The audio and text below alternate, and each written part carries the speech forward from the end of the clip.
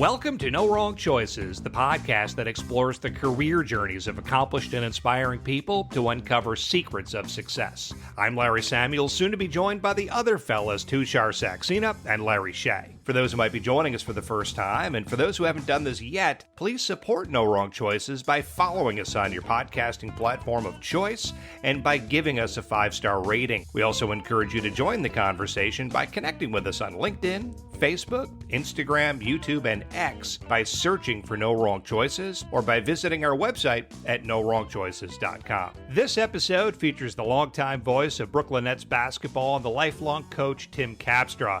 Tushar, you guys worked together for years and know each other well. I can't imagine what the stories are about to be in this episode. Why don't you set this up for us? All right, so before I even really got my job over at WFAN, my very, very first job out of college was actually as a grad assistant SID at Wagner College, and that is where I met Tim Capstraw as the young coach over at Wagner College. So I have known Cap for 30 years, and obviously I'm not calling him Tim Capstraw. I never call him Tim. I always call him Cap. So I love this guy. He's one of the funniest guys you'll ever meet. When I actually moved on to my career, when I moved on from WFAN to my next job at WLAB, I actually had him host a couple of shows with my hosts over there because he was looking for work and he wanted to get some on-air work, and I was like, of course. And I knew that he would be successful. This guy is one of the funniest guys you'll ever meet. He's got an unbelievable work ethic, and it shows that he has been now for at least 2 decades the guy who has been sitting next to one of a man I graduated, or who graduated ahead of me over at Fordham University, Chris Carrino, one of the best play-by-play guys in the NBA. He's been his partner for nearly 2 decades at this point. Yeah, this is exciting because, usually a color analyst will be a former player or what have you. We know Tim Capstraw played when he was younger. We know he played collegiately. I'm hoping he offers some insights into both as a player, as a coach, and as a broadcaster. I mean, it's kind of a triple threat here, right? But he never made the NBA, and yet he's been doing color for the NBA for so long now, seemingly decades. So, super excited to talk to him. I know there are people out there who really want to get into this profession and want to know how to do it.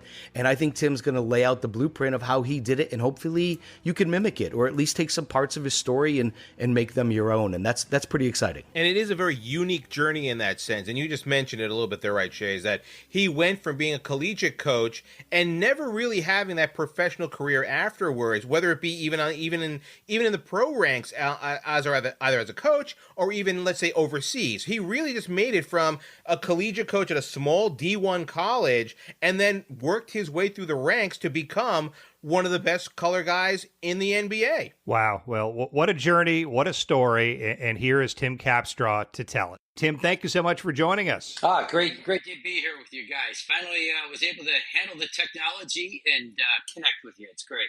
Okay, Cap, so just full disclosure to everybody, I have known Tim Capstraw for probably almost 30 years at this point. I actually worked over at Wagner College and got to know him over there when he was the basketball coach over there. And I believe at that time he was the youngest basketball coach in the country at a D1 school, when he was over at Wagner College coaching the Seahawks. I've had the honor of knowing this man for a million years.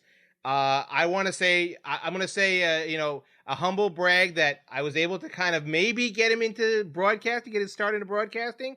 I'll say it as a humble brag, maybe a little bit. But I have been able to, watch my good friend really rise up to the ranks to become one of the best color men in the business. So, Cap, thanks again for joining us.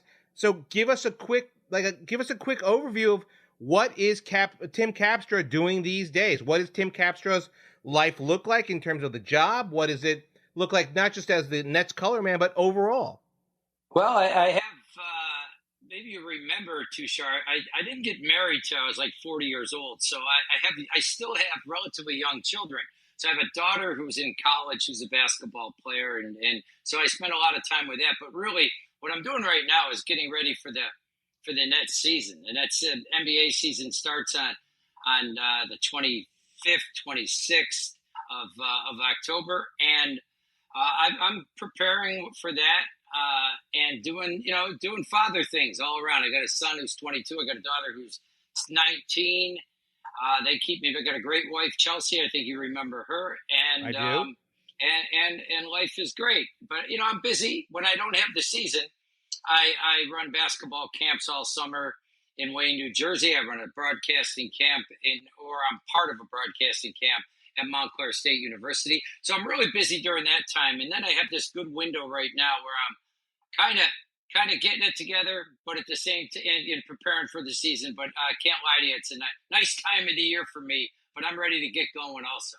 Hey, Tim, it's Larry Shea. I want to know, sports seems to be part of your life since you were a kid, everything I read about you, you were always an athlete. You were always playing sports. Was it there that the dream kind of started, that you kind of got into like this imagining like, hey, I'm going to be a player, maybe a coach, maybe a broadcaster, or were you not thinking along those lines? Yeah, I think when you're a young kid, you want to be a player. You want to be a player. You want to be. I worked at it. I was I was one of the great 9-year-old athletes in the country. I tell everybody. Wow. I swear to God. I swear. Punt, pass, and kick. I crushed pen pass and kick. First of all, I was about 6 feet and about nine. And no, I wasn't that big, but I was much bigger than everybody. I was much more dedicated. I was much more into it. My mother would, push me to.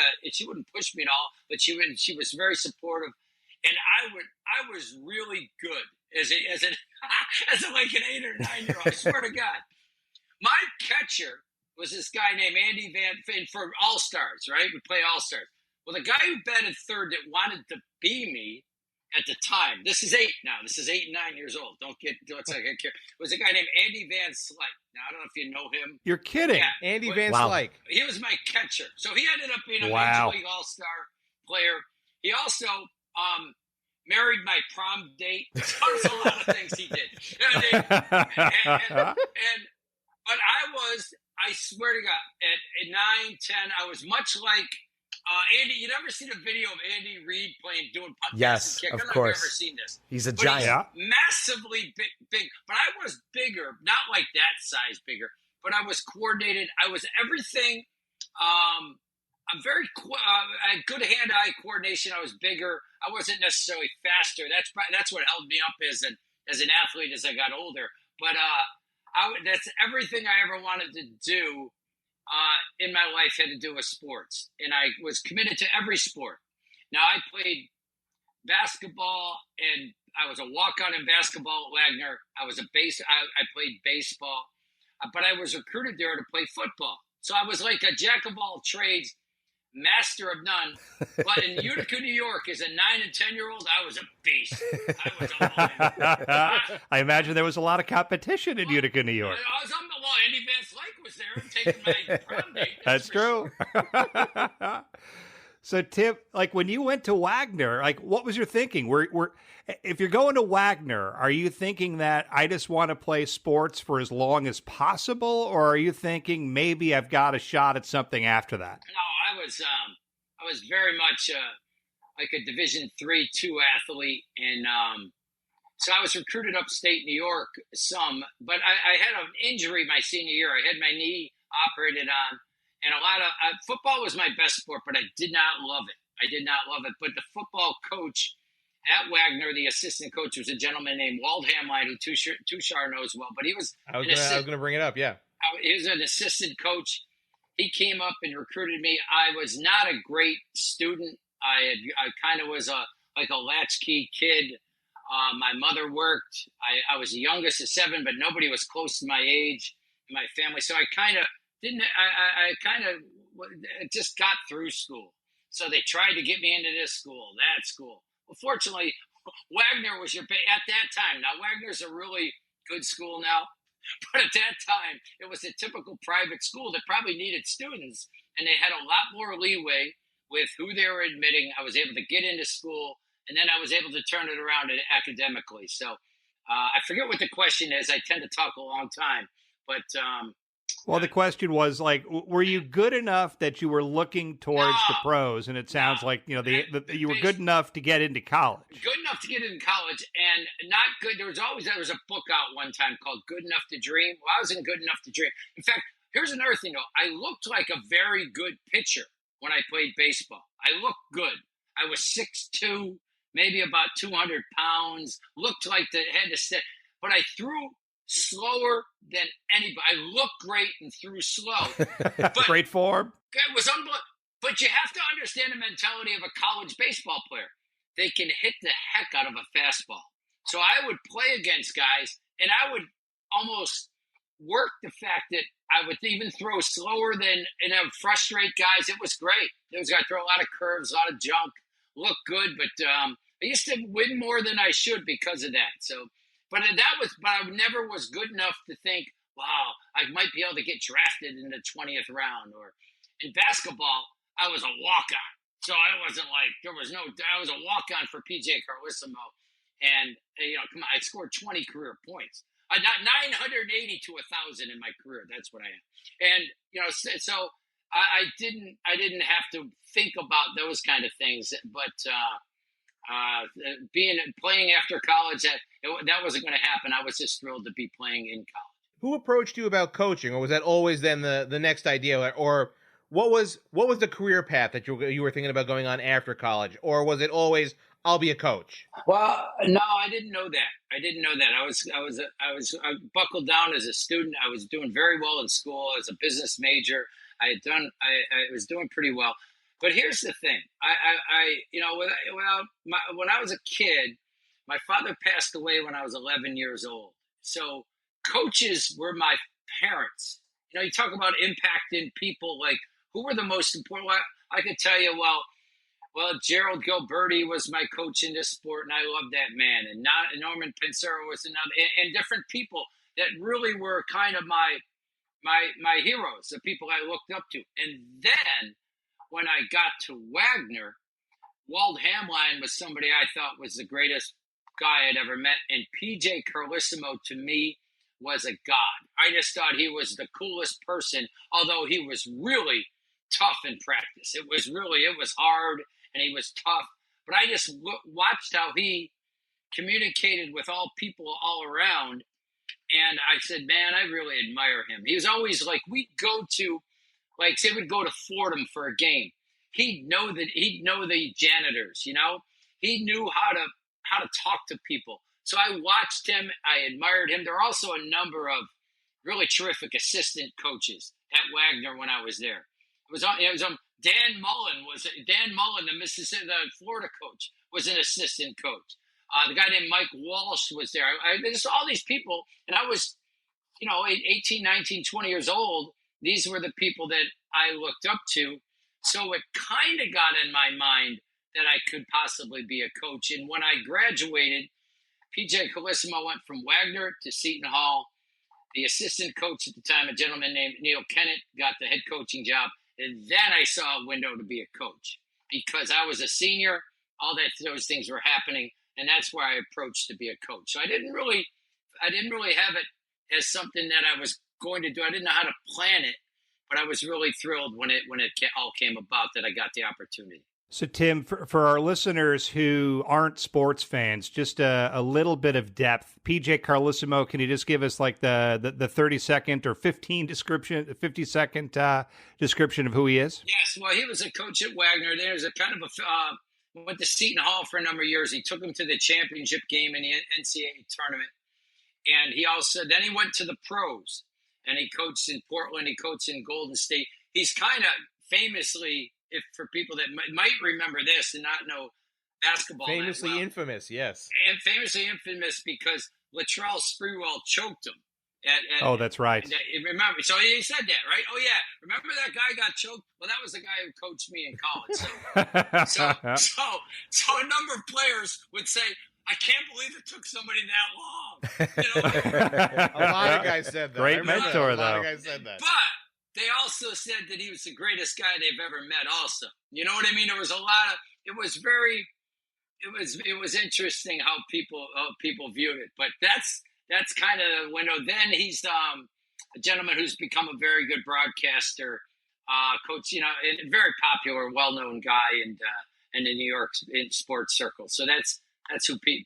So let's paint this picture then, Tim, because I think it's important to get a clear picture of like what your career path was here. You're literally going from graduating college to, at the end of the bench or what have you. And this is in baseball, I assume. And then you get the baseball job. Is that right? Basketball. Basketball first. Basketball first. Yep. I was a coach for a couple of years at Wagner, and what happened was before the season, I think the baseball coach resigned. Yes, they did resign, and there was an opening. Right. And they said to me, kind of, could you do us not do us a favor, but would you consider being the coach?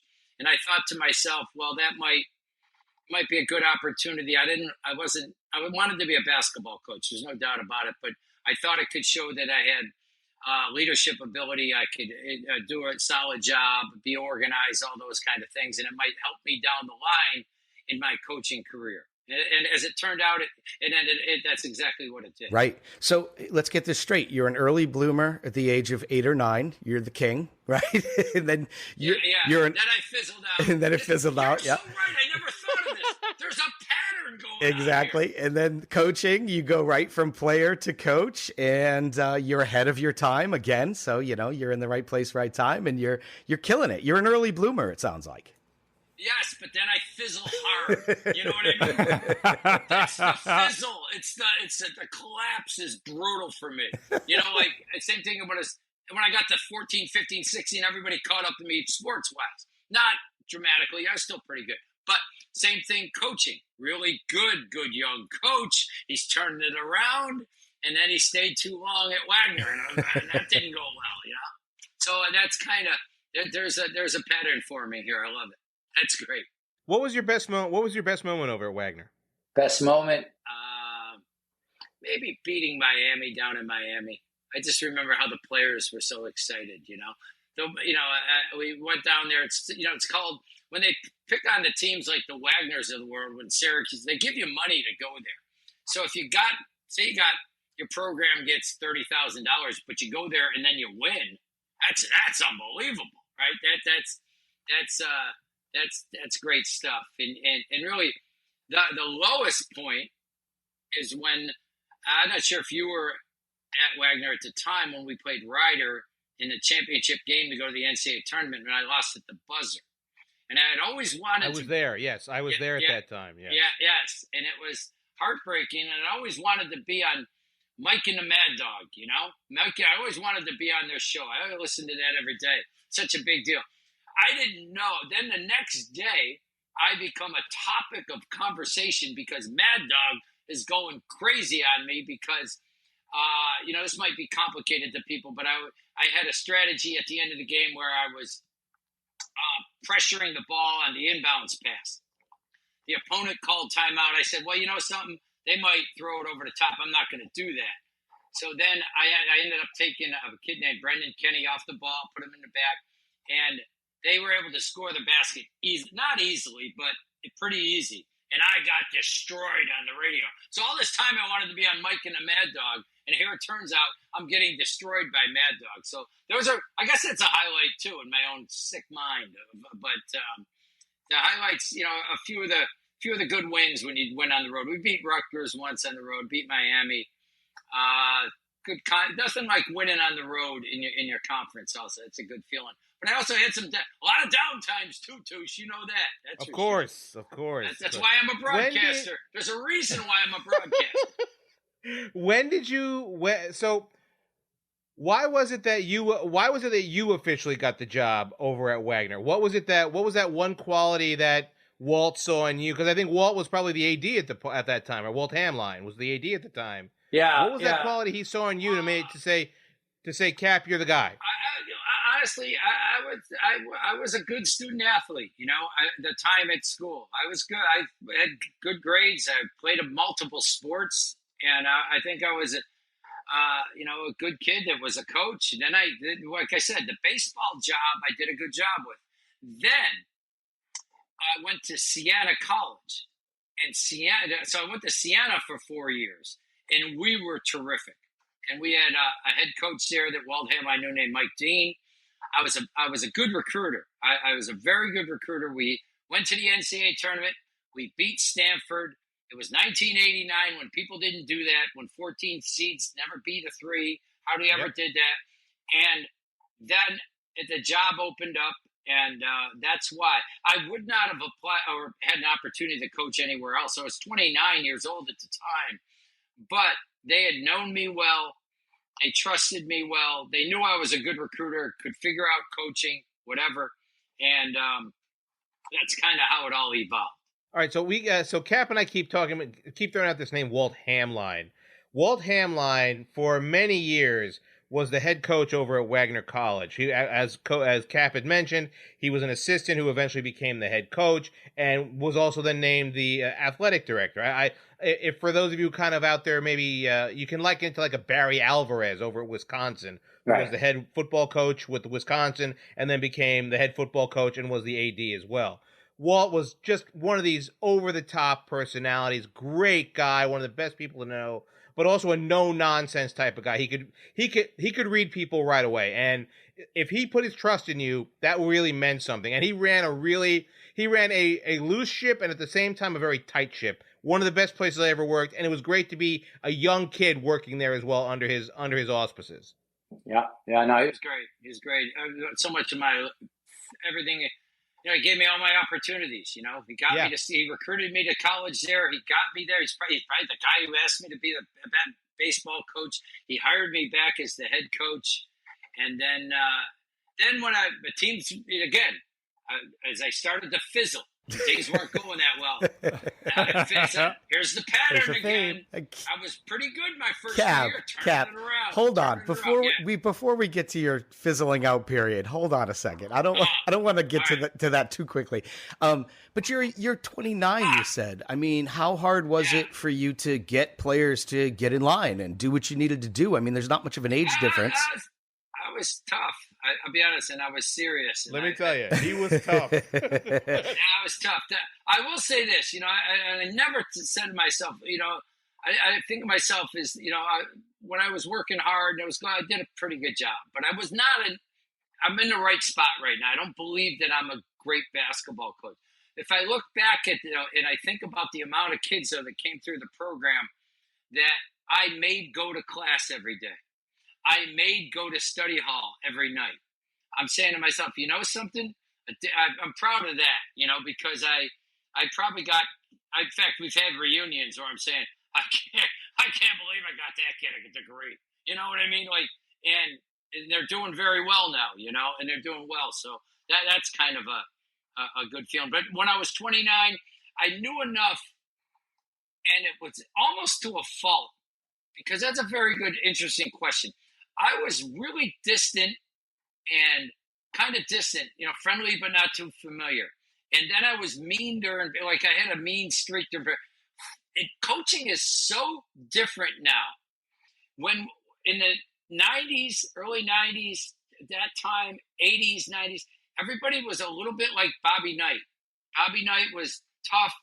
You didn't feel like you were coaching unless you were swearing in the gym. Everybody talks about, it's the good old days.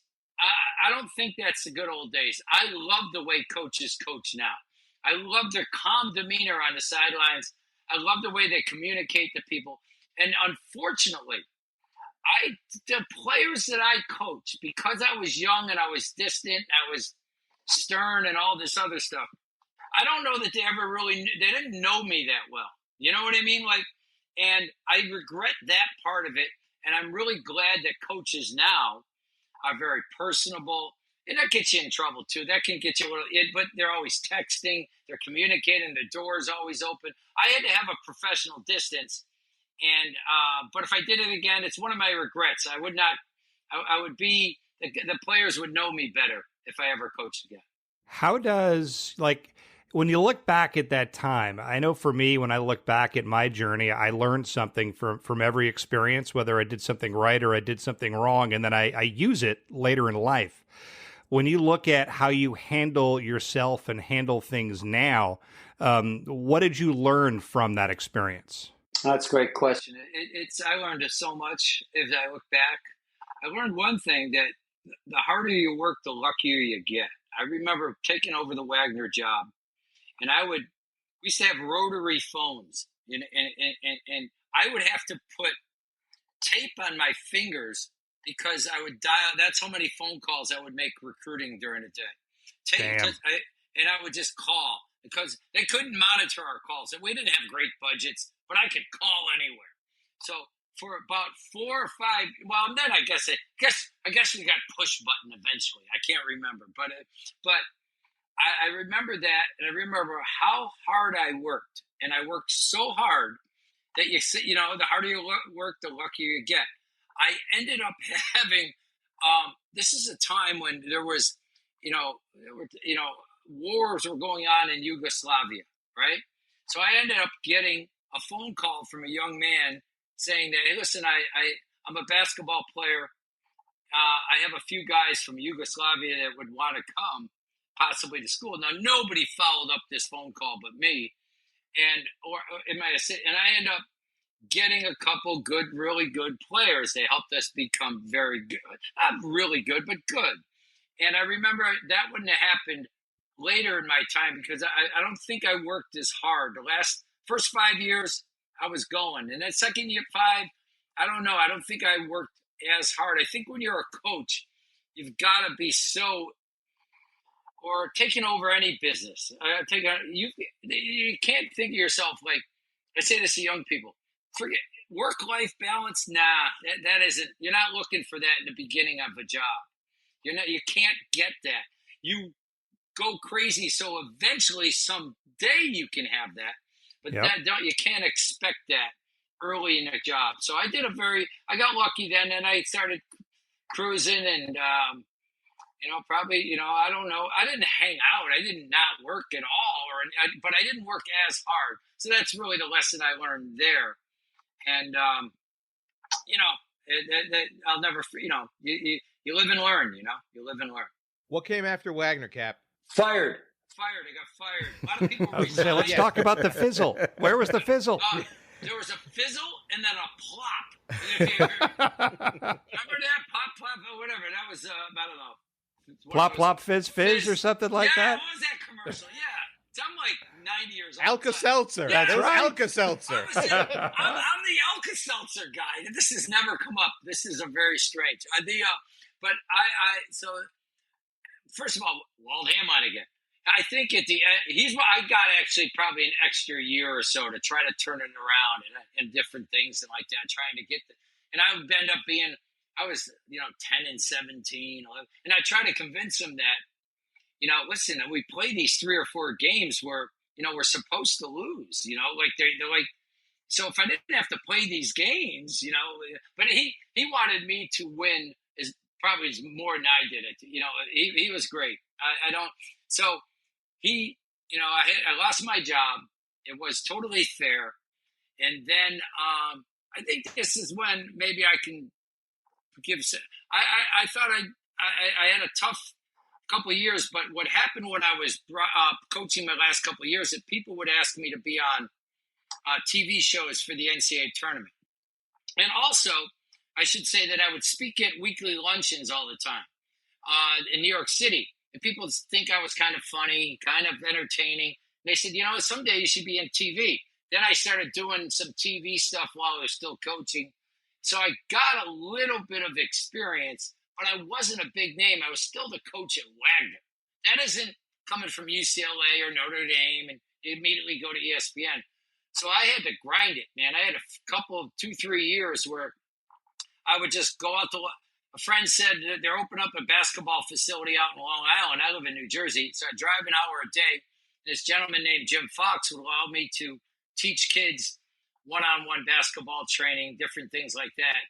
And I would do that every afternoon. But during the day, I got my work ethic back. I didn't lose it, but I learned what made me successful when I was a coach, and that was being incredibly committed. So I would practice broadcasting every single day. So if I got an opportunity, people say, "Oh, what a natural he is." Well, nobody's a natural.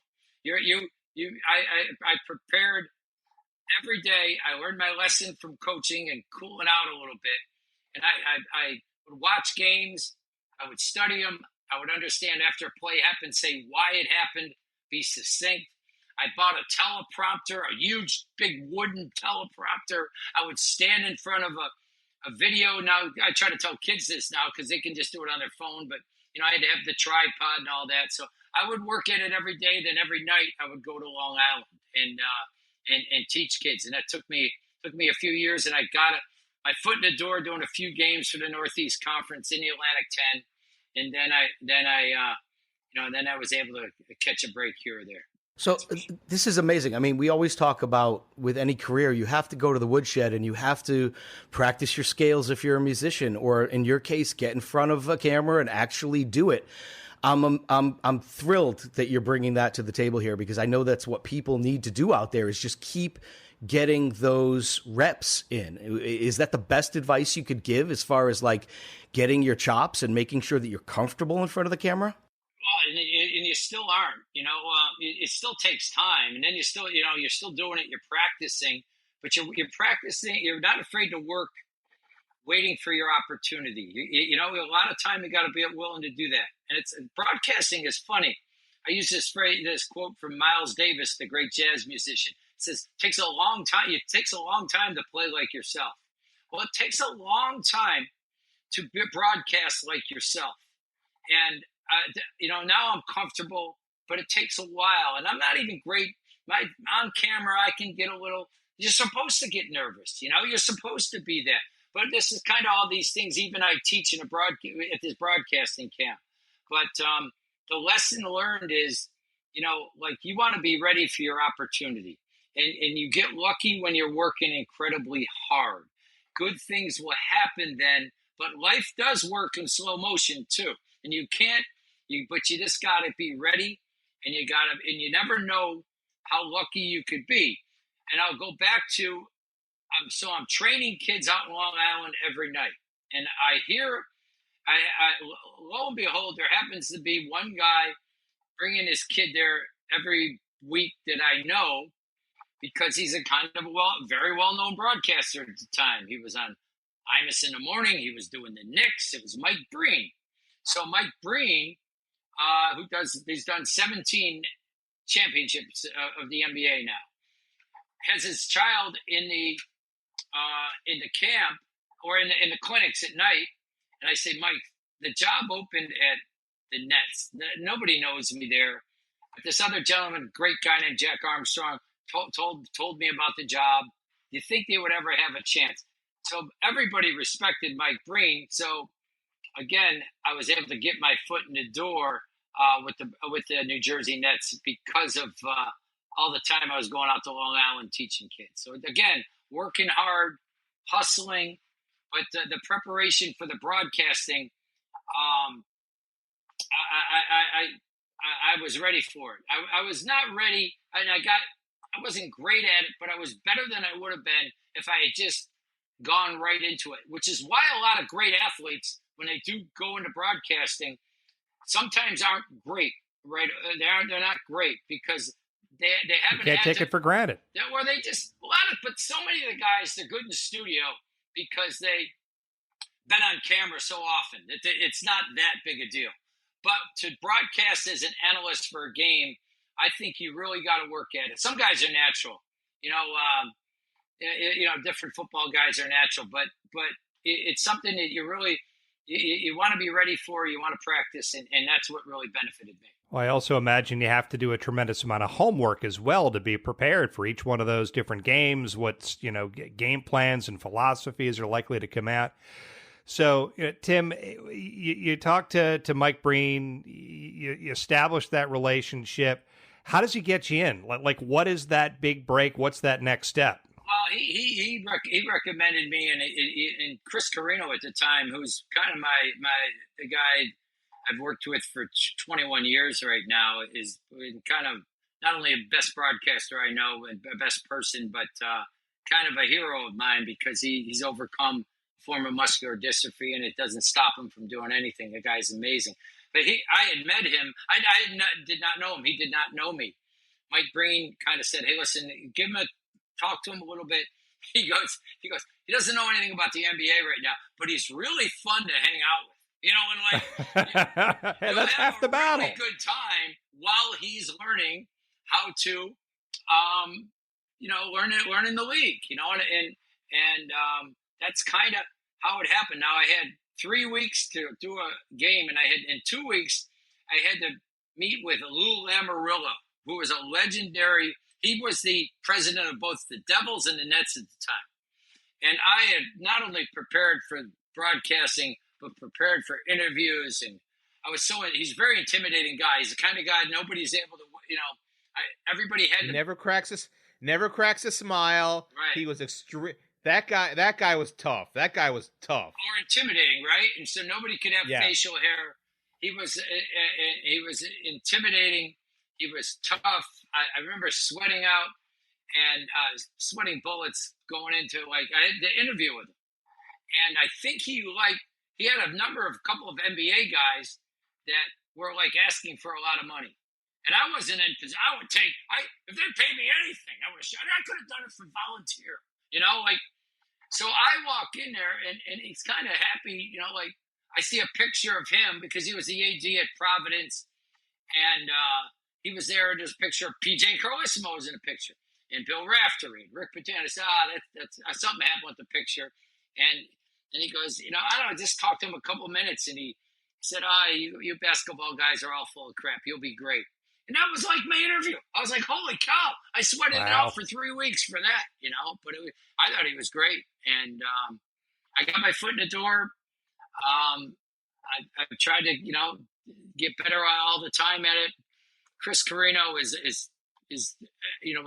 everything to me as far as just the way he is a play-by-play guy, but just as a person. So it's been a wonderful, wonderful ride I've had with the Nets.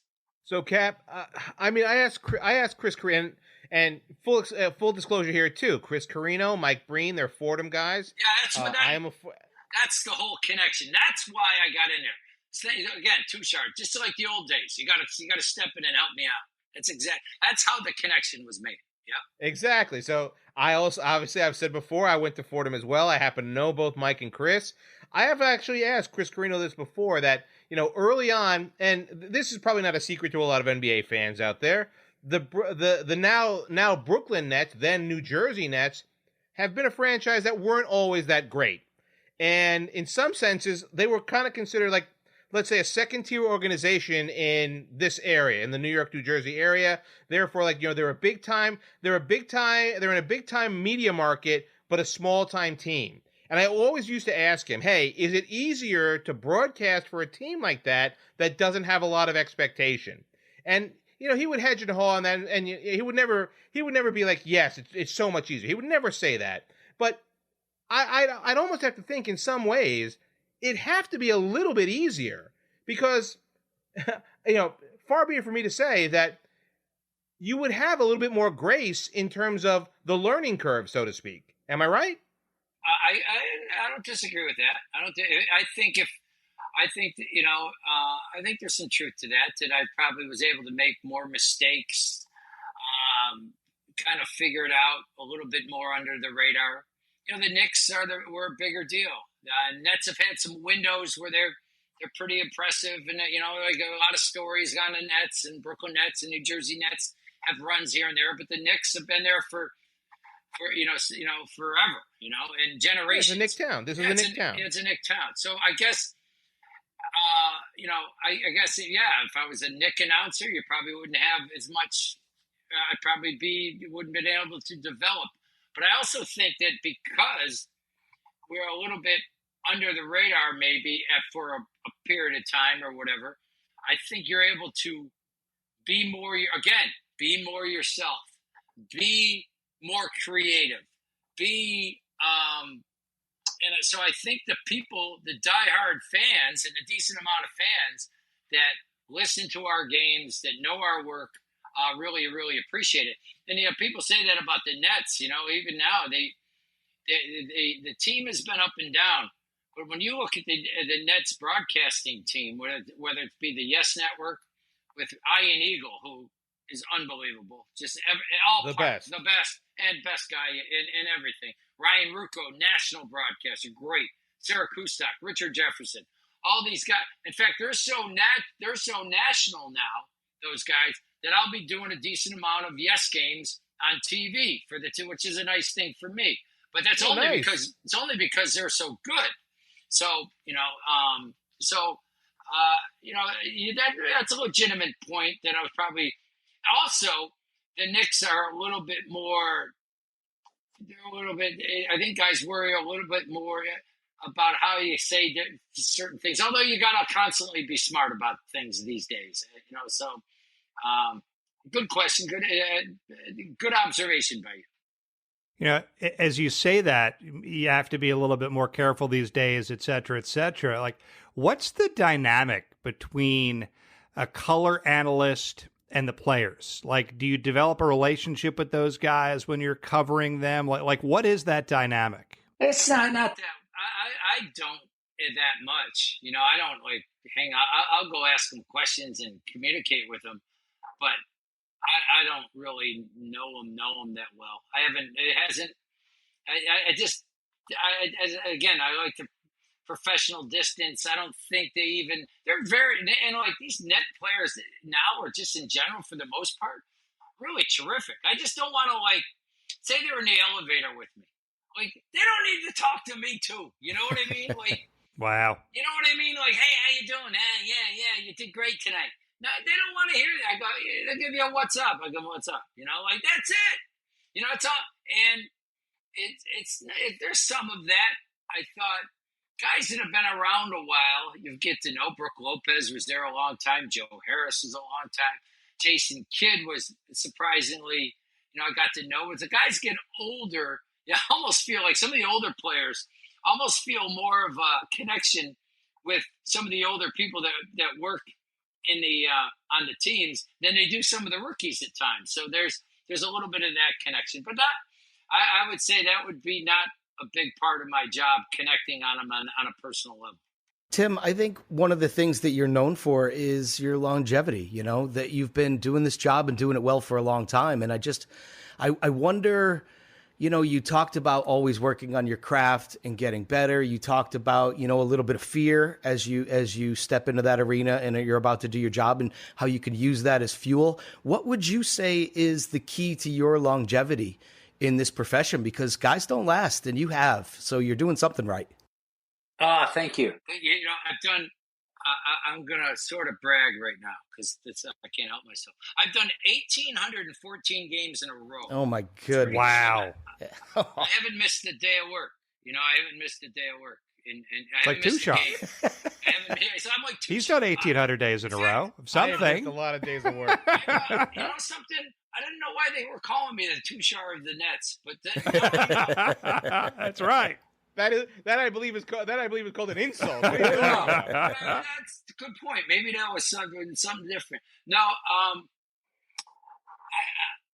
you're right. I first of all, I have.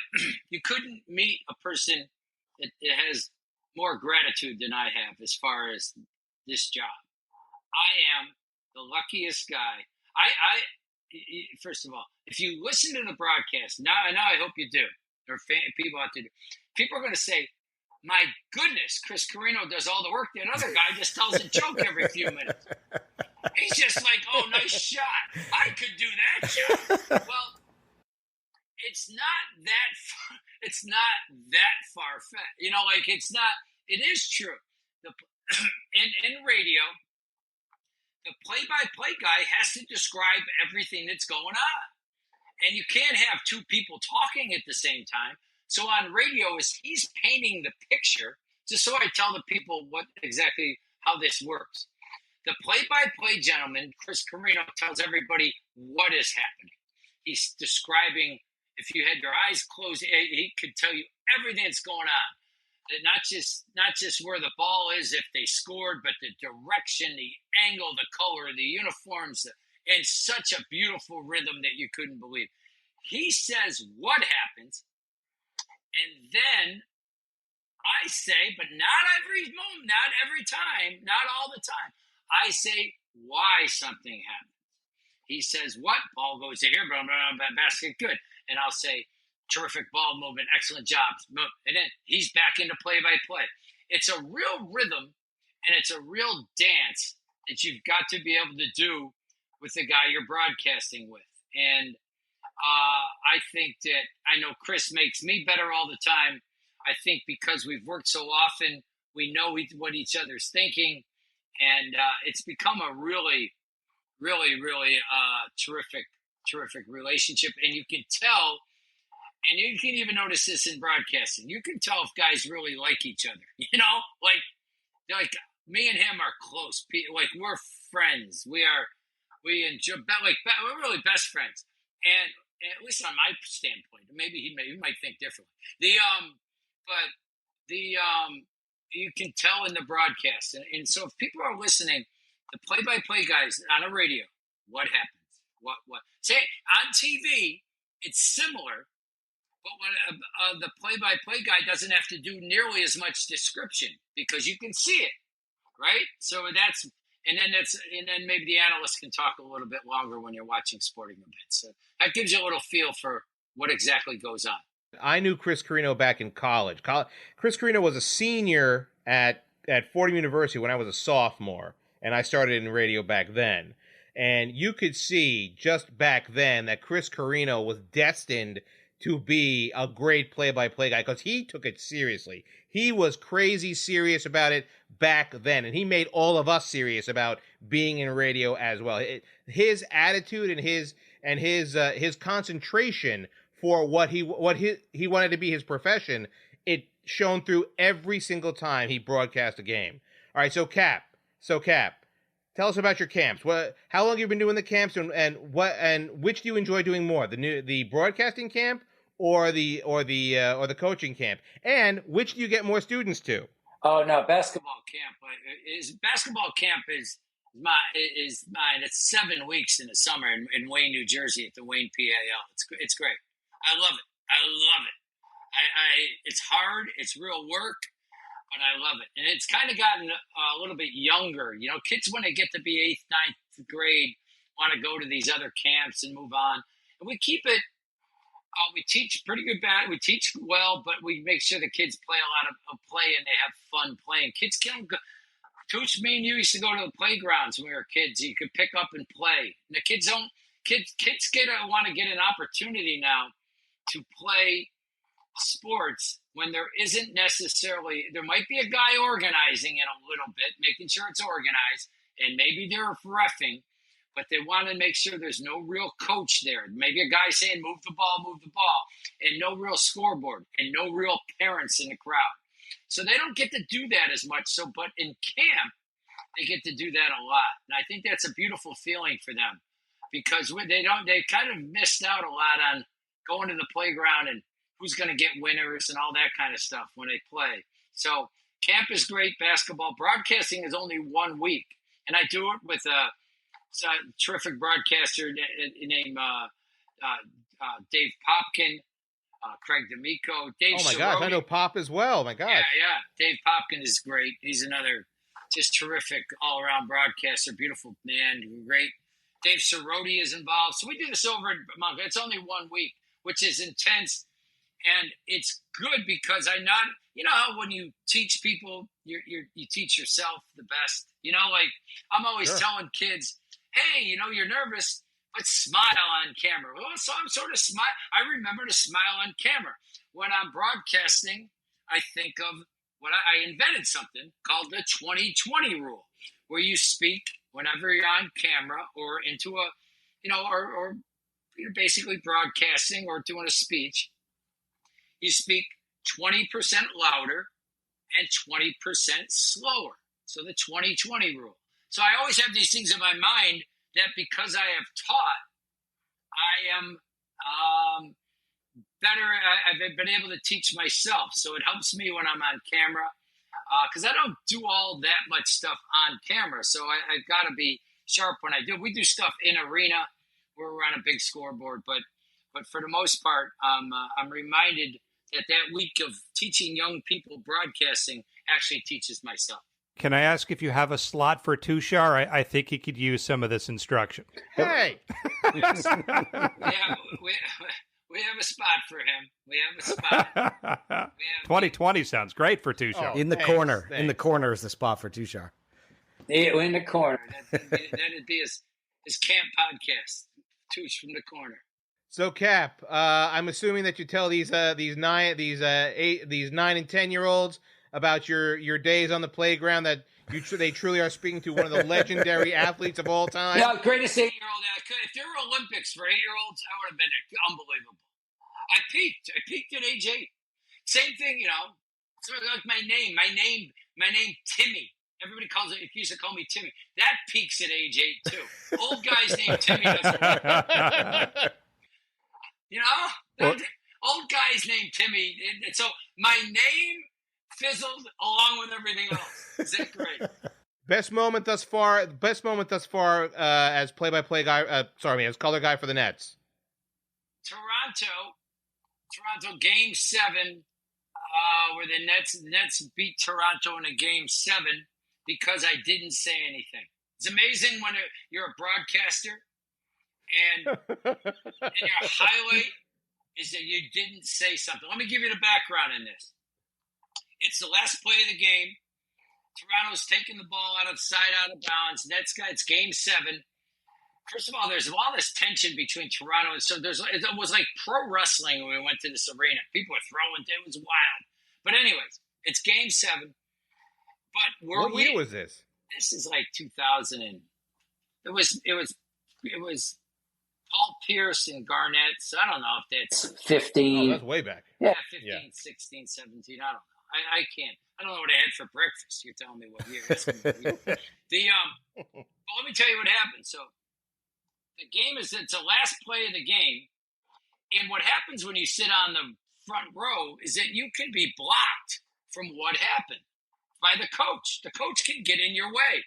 And if the TV monitor is out, like it happened to be out, Chris Carrino could not see what happened. So Kyle Lowry goes down into the lane and he shoots. He knew the shot was blocked, but he didn't know who it was. And he kept saying, rejected, rejected, rejected.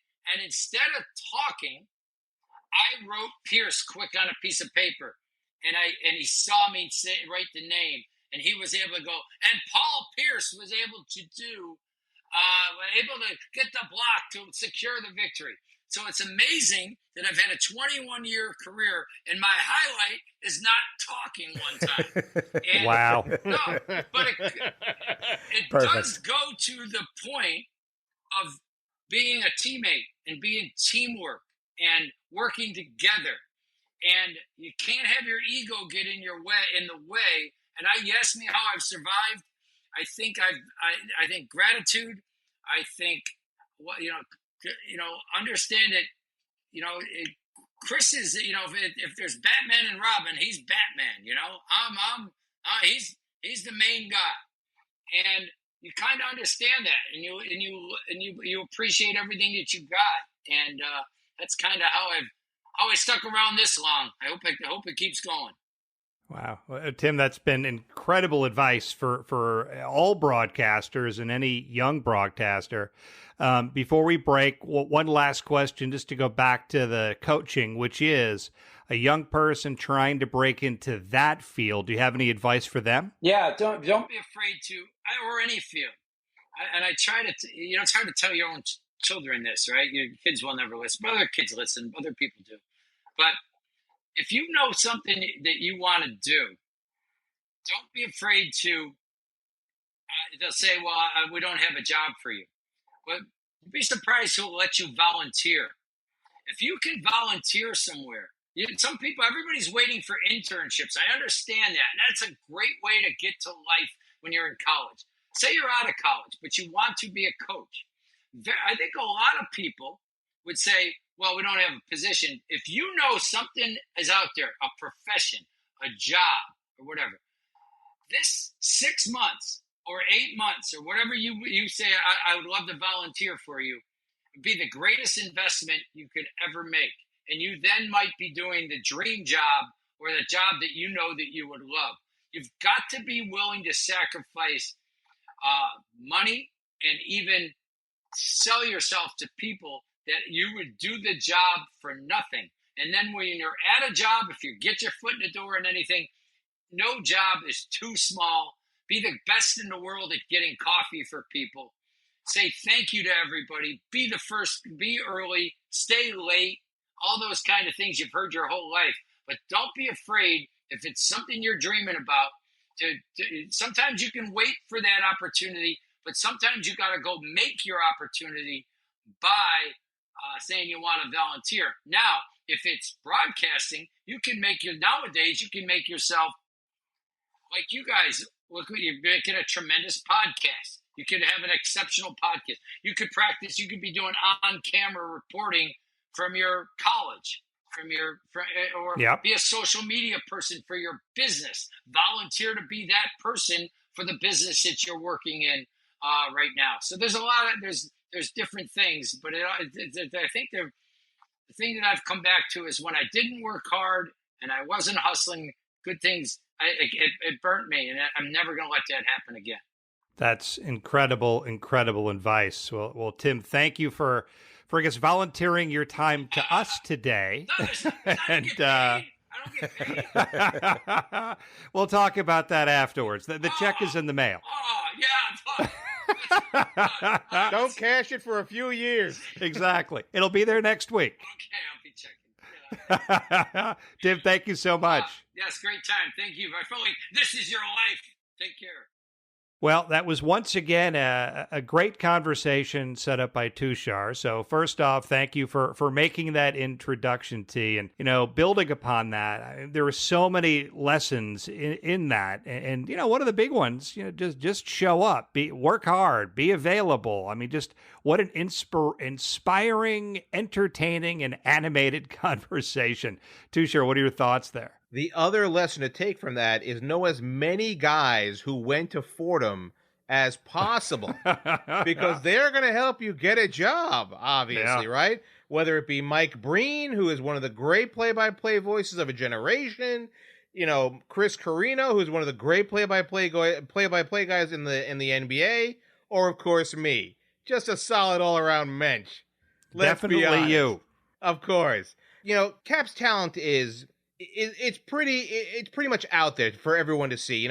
He's one of these hardworking guys who really made it on his own, and and it's kind of cliche to say that sometimes, but no, he really worked hard to become as good as he is, and he put as much effort in becoming let's just say he worked at it like an athlete, right? He really worked out to become a really great broadcaster, as he said, making sure he made himself work hard to become comfortable in front of a camera, to read off a teleprompter. These are real skills you have to learn. And he did it day in and day out and relearn and rediscovered that vigor, that zest for wanting to learn again, to coach again, and coach himself in that sense, to become better and to become what he's become today. And the longtime color guy for the Nets. Yeah, when he worked the hardest is when he felt the luckiest, right? I love how he said that. And you hit the nail on the head, T. It doesn't just happen by accident. He's setting up the tripod. He's reading off a teleprompter. He's viewing himself reading copy and making sure that it's natural and that he's comfortable and that he has the confidence to do it. And he said he gets a little scared. I love that, because everybody gets a little scared. You name whoever it is on TV, whether it be an actor or a broadcaster or what have you, you're going to get a little bit of anxiety associated with whatever you're doing, and you have to use that as fuel. And you can tell the way Tim Capstraw talks that not only does he use it as fuel, he thrives on it, and he considers himself like one of the luckiest guys on the face of the planet. You could hear it in his voice that he considers himself lucky to go to the NBA arena every day and broadcast a sport that he loves, and it just comes through. But he worked hard for it, and he told us exactly how he got there. So many great lessons to take from this podcast. Absolutely. And, it's interesting when you mention the fear, because it doesn't just apply to being a broadcaster. As somebody who was a business person for a long time, if I had a big presentation or a big meeting or I was, presenting in front of a large audience, I got very excited and nervous and everything else. And I would up my game. It shows that you care, and it shows that it matters, and it shows that you're doing the right thing. So that was really an interesting point that you hit on. The one thing I'll add in is the volunteer stuff, and the fact that he's involved with a school now for broadcasters, and he's involved with a basketball camp. This is a guy who clearly enjoyed and loved coaching for the time that he did it. And he, in some way, has managed to keep that as a part of his life, which is a testament to who this guy is and his character and just his joy of teaching and giving back. So an incredible conversation. Tim, thank you so much for joining this episode of No Wrong Choices. We also thank you for joining us. If this or another journey story inspired you to think of a friend who could be a great guest, please let us know by sending us a note via the contact page of NoWrongChoices.com. As I mentioned off the top, please support us by following No Wrong Choices on your favorite podcasting platform while giving us a 5-star rating. And then last but not least, we encourage you to join the No Wrong Choices community by connecting with us on LinkedIn, Facebook, Instagram, Threads, and X by searching for No Wrong Choices. On behalf of Tushar Saxena and Larry Shea, I'm Larry Samuels. Thank you again for joining us, and always remember, there are no wrong choices on the road to success. We learn from every experience.